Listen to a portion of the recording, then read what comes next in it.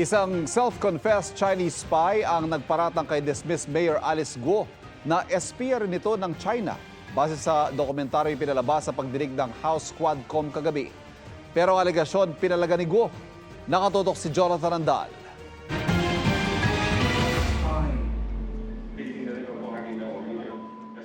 Definitely, hindi po ako spy. Okay.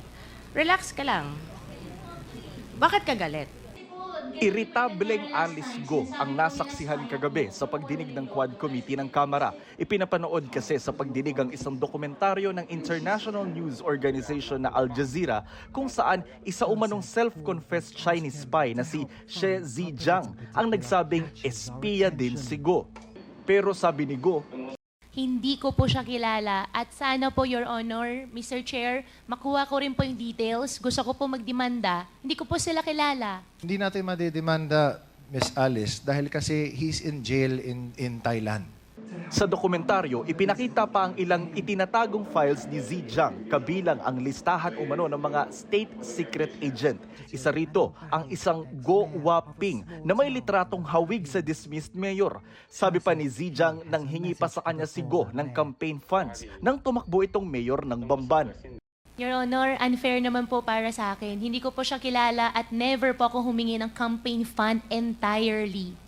Hindi po ako spy, hindi po ako nasa picture at hindi rin po, Your Honor, ako yung sinasabi niya. Mahal ko pong Pilipinas, Filipino po ako, hindi po ako spy. Sa dokumento ni Guo Waping, nakasaad na ang kanyang nanay ay ang Chinese na si Lin Wenyi. Ang kanyang address ay sa Fujian province sa China na nang puntahan ng researcher ng Al Jazeera, nadiskubre nilang isa palang local office ng Chinese Communist Party. Sabi raw ng mga residente roon, kilala nila si Guo na anak ni Lin Wenyi na umalis sa kanilang lugar noong 2002. Sabi ng Presidential Anti-Organized Crime Commission o PAOK, kukumpirmahin nila sa kanilang counterparts sa ibang bansa ang aligasyong Chinese spy si Guo. Ang Chinese Embassy naman, sinusubukan pa namin kunan ng pahayag. Para sa GMA Integrated News, Jonathan Andal, nakatutok, 24 oras. Mga kapuso, patuloy na tumutok sa mga balita. Mag-subscribe sa GMA Integrated News sa YouTube.